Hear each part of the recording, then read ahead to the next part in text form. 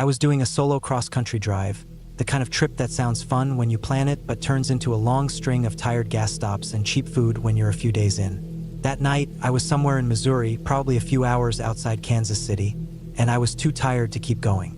I didn't want to spend a lot, so I pulled off the highway and found a budget motel just off one of those quiet exits.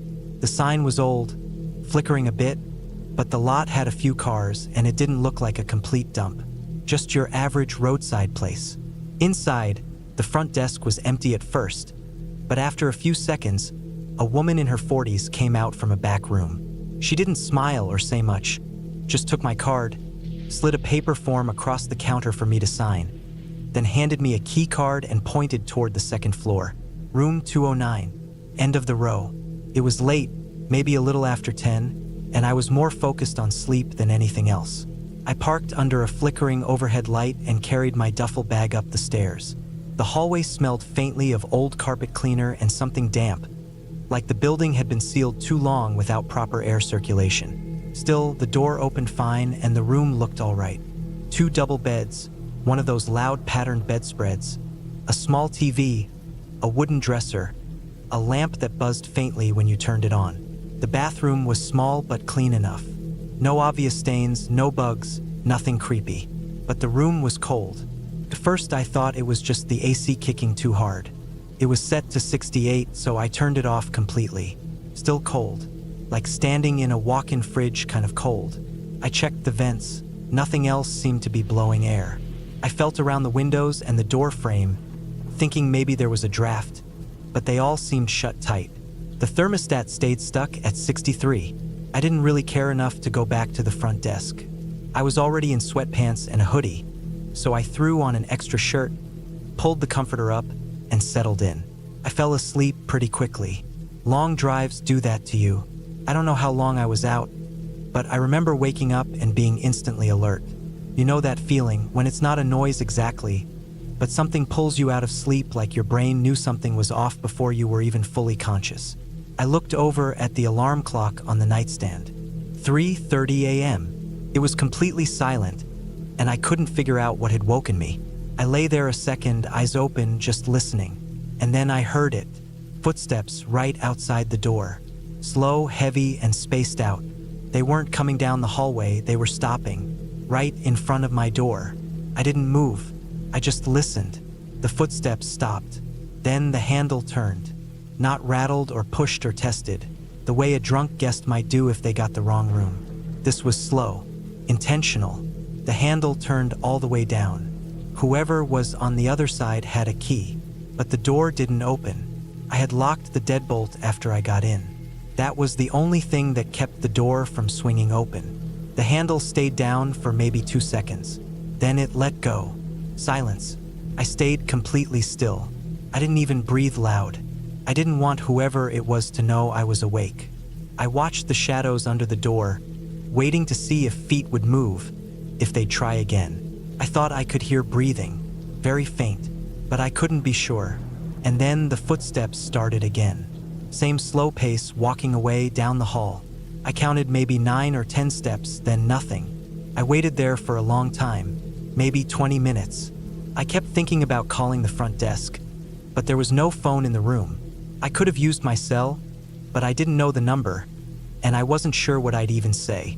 Someone tried to get in? At a cheap motel at 3:30 in the morning? Even if I called the cops, whoever it was would be long gone by the time they showed up. Eventually, I got out of bed, grabbed my bag, and pushed the dresser in front of the door. It was heavy and scraped across the carpet, but I didn't care about noise. I didn't feel safe. I left the lamp on and sat on the edge of the bed for a while. Every creak of the building made my muscles tense.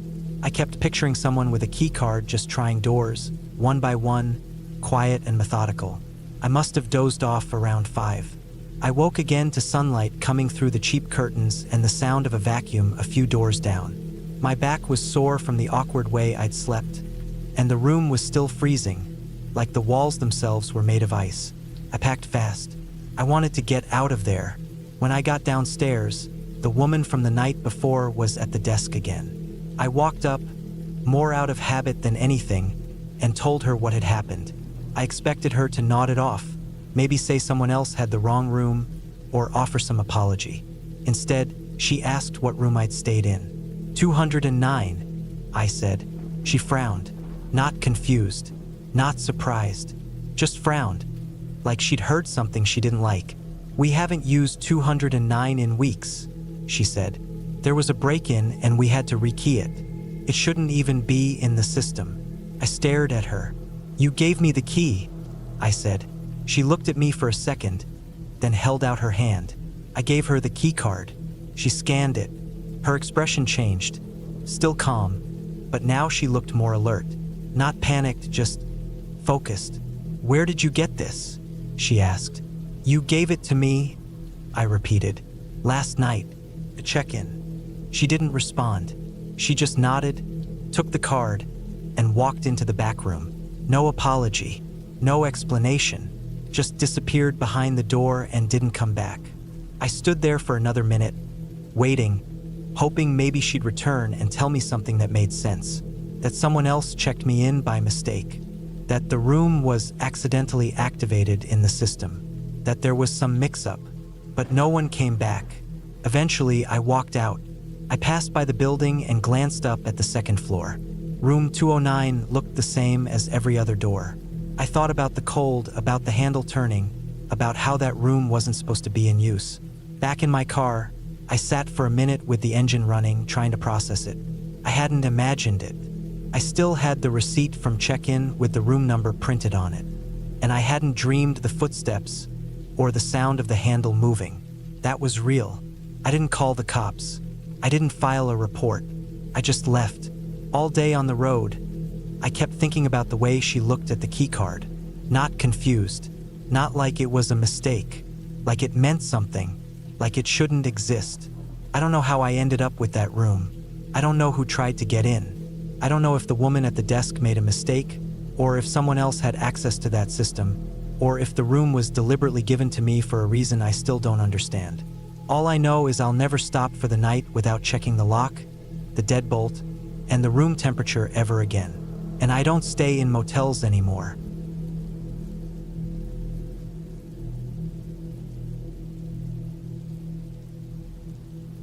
A few years ago, I was driving from California to New Mexico, taking my time on a solo road trip. I didn't have a strict schedule, just a general direction and a few places I wanted to see along the way.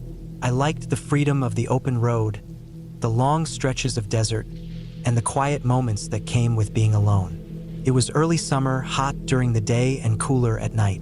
I stopped outside Phoenix one evening, deciding I'd rest before making the last leg of the drive the next morning. I hadn't booked anything in advance. I found a motel just off the highway, one of those small, low-rise places with a U-shaped layout and parking spots right in front of each room. The sign outside said Wi-Fi, clean rooms, weekly rates available. It looked decent enough, better than most motels in the area. The reviews online said it was quiet, clean, and cheap, and honestly, that was all I needed. It was around 9:30 p.m., and I was tired. I went in, checked into a room on the second floor, and carried my bag up the stairs. The room itself was simple. 2 beds with stiff white sheets, a little table and chair, a microwave and mini fridge, an old TV bolted to the dresser. The AC unit rattled in the wall but worked well enough. The carpet looked worn but clean. It had that faint bleach smell like it had been scrubbed earlier that day. I locked the door, pulled the curtains shut, and turned on the TV while I got ready for bed. At first, everything felt normal. I was just glad to be out of the heat and off the road. I ate some snacks I had in my bag, checked my phone for messages, and tried to relax. But as the night went on, something started to feel off. It wasn't anything obvious, just a weird sense of unease. The room felt too quiet, too sterile. The way the curtains hung bothered me. They didn't quite meet in the middle, like they'd been opened and closed too many times. The corners of the room felt strange too, like the angles were off somehow. But I told myself I was just tired and overthinking it. I do that sometimes when I'm alone in unfamiliar places. I turned off the TV and got into bed. The mattress was stiff, but not uncomfortable. I lay there staring at the ceiling, trying to fall asleep. That's when I noticed the blinking light. It was above the bed where a smoke detector would normally be. But the light wasn't red or green. It was blue, just a tiny blue blink every few seconds. I stared at it, confused. I'd seen a lot of smoke detectors in my life, but I'd never seen one with a blinking blue light. I sat up in bed and kept watching it. The light wasn't random. It blinked in a steady pattern. I got this weird feeling in my chest, like something wasn't right. I'm a bit paranoid by nature, so maybe most people would have ignored it, but I couldn't. I stood up on the bed and got close to the device. It was round and white like a normal detector, but when I looked closer, I saw a tiny black circle in the middle, smaller than a dime. I leaned in. It wasn't a sensor. It was a lens. My stomach dropped. I didn't say anything out loud, but my whole body went cold. I felt sick. I reached up and twisted the thing off the ceiling. Came loose easily, not even screwed in all the way. There was a small wire tucked behind it, connected to a little black box inside the casing. I turned it over in my hand, and yeah, there was no smoke sensor, just a camera. I got off the bed, heart pounding. I didn't know what to do right away. I unplugged the device from the wire and wrapped it in one of the motel towels. My first thought was to get out of there immediately, but I figured I should at least show it to the front desk. Maybe they didn't know. Maybe it was some sick prank. I put on my shoes, grabbed my keys and wallet, and headed downstairs. The lobby was small, just a counter, a few old chairs, and a drink machine. The night clerk was behind the desk, a younger guy, probably in his mid-20s. He looked bored and half asleep. When I placed the towel on the counter and unwrapped the camera, his face changed instantly. All the color drained out of it. He didn't say anything right away, just stared at the lens, his mouth slightly open like he'd forgotten how to speak. He reached forward slowly, like he wanted to grab it, but I pulled it back before he could touch it. He mumbled something under his breath. I didn't catch all of it, but I heard him say the word owner, and then something about not supposed to happen. I felt sick again. He didn't even seem surprised, just nervous, sweating. That's when I realized he probably knew, or at least suspected. I turned around and walked out without another word. Got in my car and drove straight to the nearest police station. It was maybe 15 minutes away. I didn't care how late it was. I walked in, explained everything, and gave them the device. I had to fill out a report and answer a bunch of questions. They kept the camera and said they'd look into it. I found another place to stay that night, a chain hotel in a busier part of town. I barely slept. I kept thinking about that blue light, how long it had been recording, where the footage might have gone. I kept thinking about the weird way the clerk had reacted. Not shocked, not angry, just scared. A week later, I was back home when I saw the story online. It was buried in one of those local Arizona news sites. A motel outside Phoenix had been raided by police. Multiple hidden cameras had been found in the rooms, some in smoke detectors, some behind vents, some even in the bathrooms. They'd been installed by the motel manager and a long-term guest who had been living there for months. The two of them were arrested. According to the article, they'd been recording people for over a year. Couples, families, solo travelers, anyone who stayed in those rooms was a target. The footage was being uploaded and sold online. They found several hard drives hidden in a locked room near the office. Dozens of guests were potentially affected. Some of the recordings had already been spread around the internet. My stomach turned when I read that. I didn't want to think about what they might have captured. I didn't want to know if I was in any of the videos. The police never contacted me again, and I never saw my name in any follow-ups. But I think about it sometimes, about how close I came to being just another file on someone's hard drive. Since then, I've never stayed in a cheap motel again. Doesn't matter how good the reviews are or how clean it looks. I stick to the big names now. I also check every room I stay in. I look at the smoke detectors, the clocks, the vents, even the outlets. I don't care if it makes me seem paranoid. That little blinking light changed how I see things. It made me realize how easy it is for someone to cross a line, and how easy it is for the rest of us to never even notice.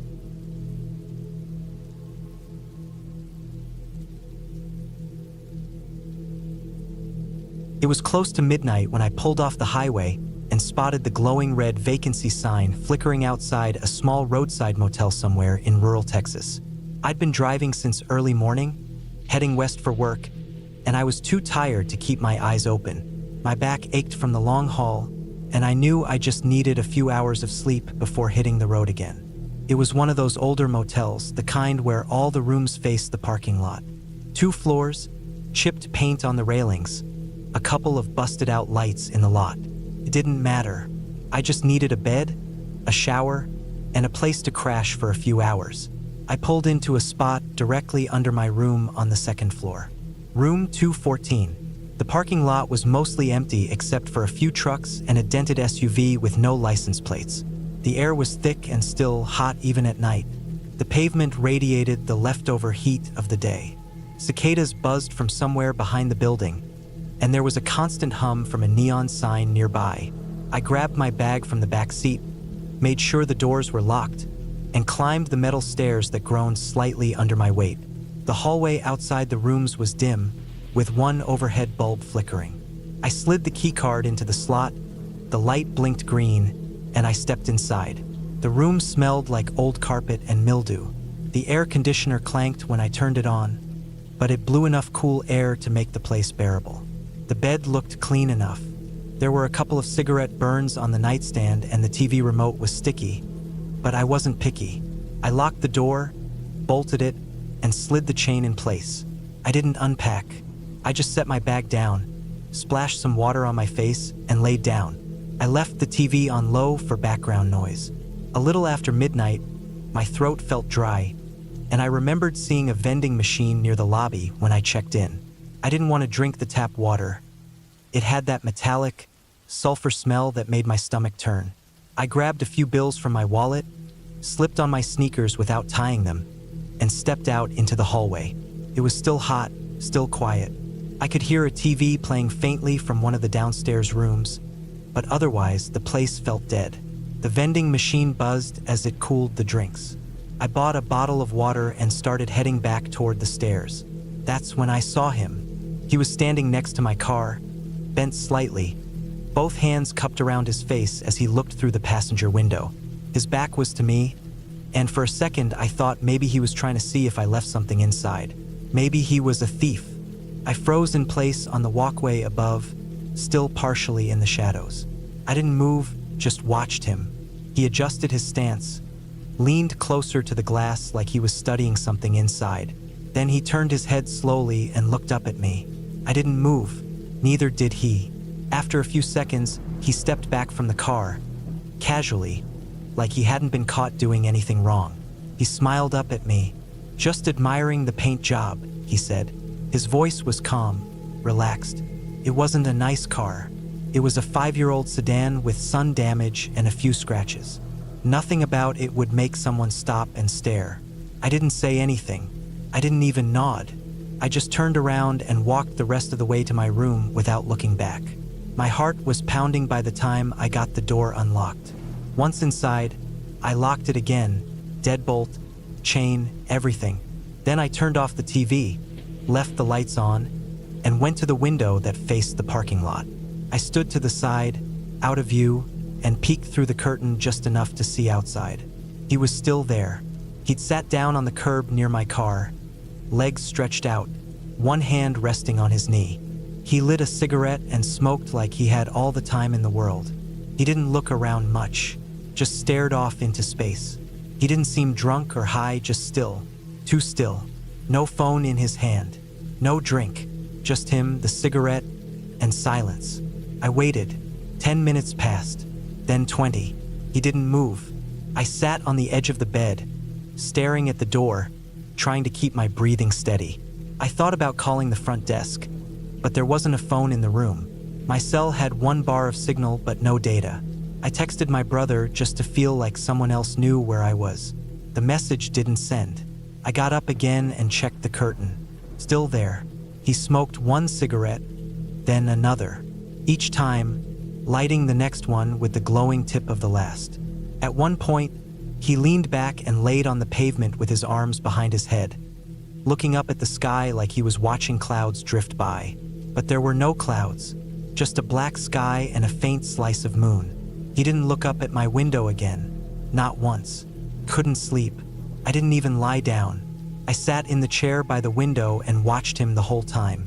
Every few minutes I'd shift positions just to stay alert.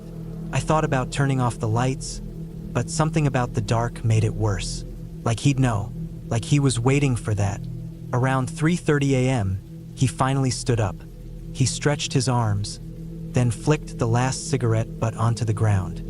I watched him scan the parking lot slowly, then look toward the side of the motel.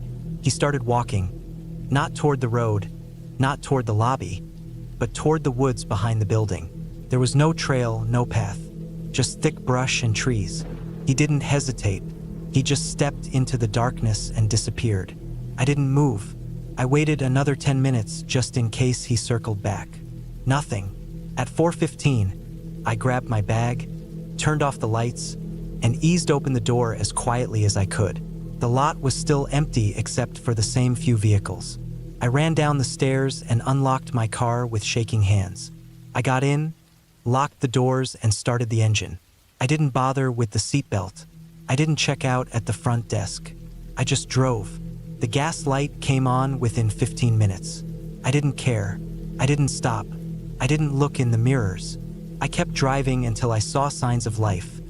An open gas station in a small town, maybe 30 miles down the road. I pulled in, filled the tank with my hands still shaking, and sat in the driver's seat for 10 minutes before I could breathe normally again. I still don't know what that man was doing. I don't know what he wanted. Maybe he was just some harmless drifter. Maybe he was high. Maybe he really did just like my car. But none of it felt right. He didn't ask for anything. Didn't move with any kind of purpose. Just stood there, stared, and waited. I've stayed in a lot of motels since then, but I never book ones with outside-facing doors anymore. I don't park near my room, and I never, ever go out after dark if I can help it.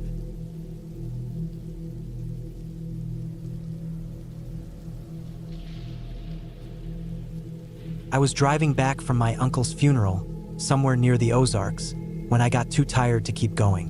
It was getting dark, and I didn't feel like pushing through another 3 hours just to get home. I hadn't slept much the night before, barely ate either. The grief hit me harder than I thought it would. I hadn't seen him in a while, but it still felt heavy. Funeral days have that strange kind of silence afterward, where everything just feels off. I spotted a faded sign on the side of the road, Riverway Motel, one of those places with letters missing and a flickering vacancy light.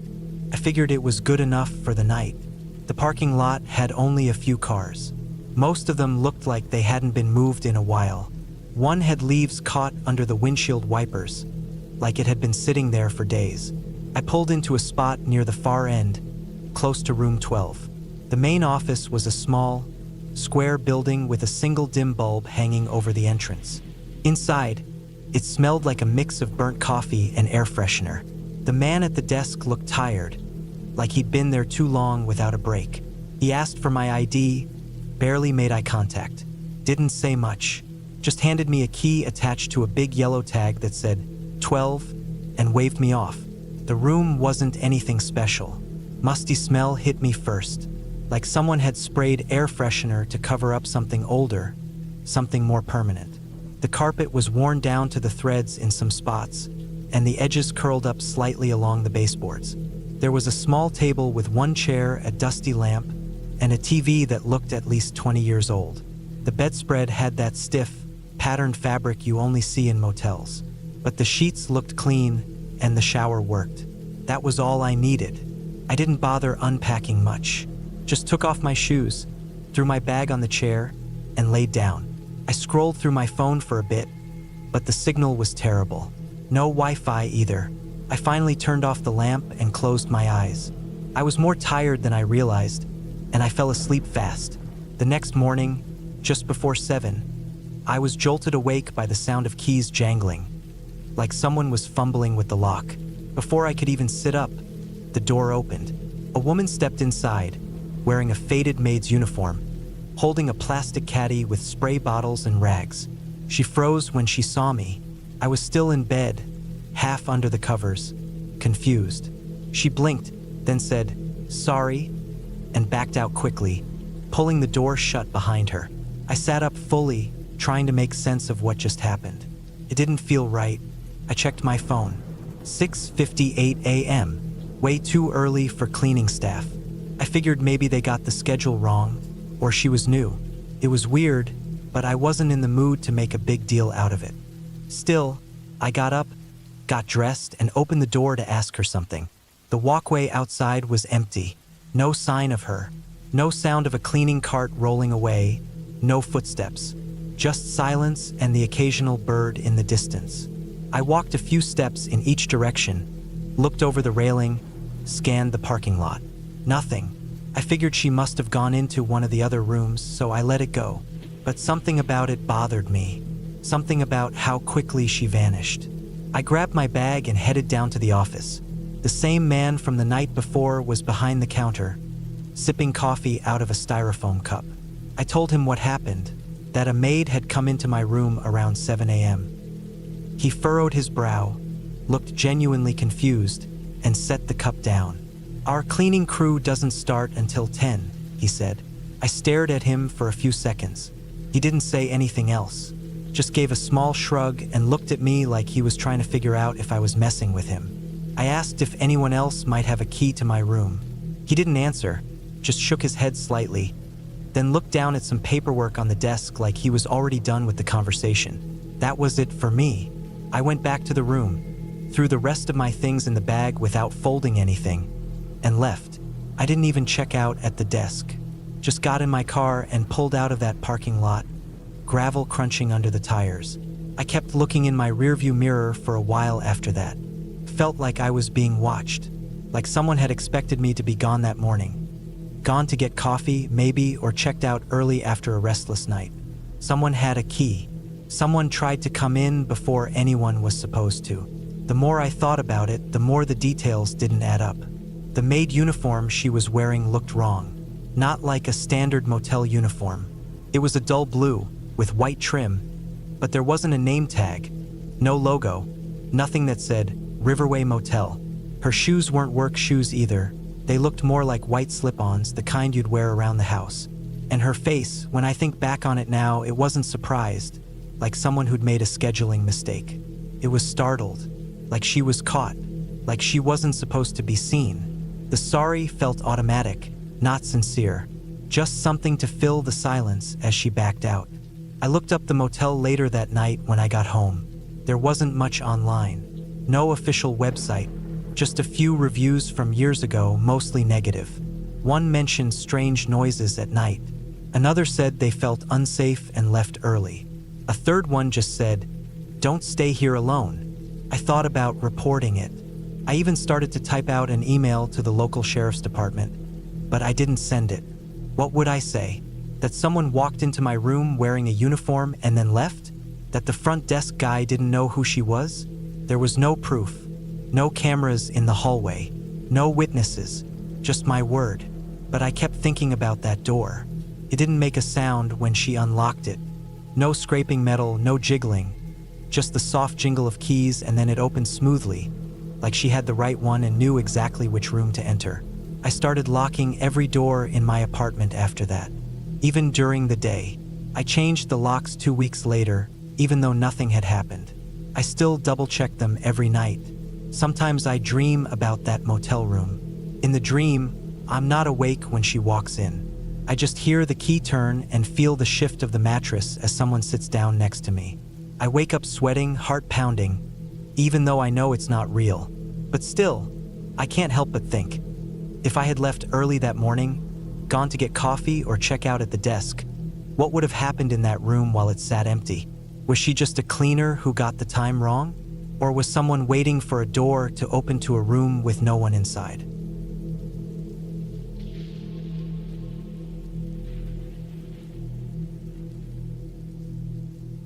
I'd been driving for almost 12 hours straight when I pulled off the highway somewhere in Nevada.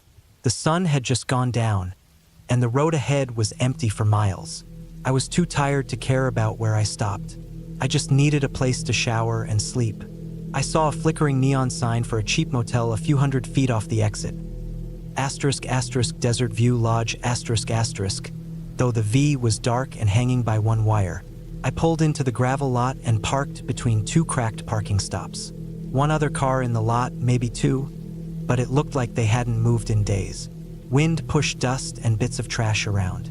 I went into the tiny front office that smelled like old smoke and pine sol, paid in cash, and took my key, a plastic tag with a faded number 7. The clerk didn't say much, just handed it over and looked back down at whatever he was reading. I didn't care. I was exhausted. My room was about halfway down the row, one of those low, one-story buildings where all the doors faced the parking lot. The wall light above my door buzzed with a dying bulb. I stepped inside and was hit with a mix of stale air, mildew, and something faintly chemical, like someone had tried to clean the room but gave up halfway through. There was a small table, a chair with a tear in the seat cushion, a bed with flat, sagging pillows, and a dresser with a bolted-down TV that didn't work. The carpet was stained, darkened in spots, and felt damp in places when I stepped on it with my socks. I tossed my backpack on the chair, kicked off my shoes, and made a beeline to the bathroom. The shower worked, but just barely. Water pressure was weak, and it took forever to get warm.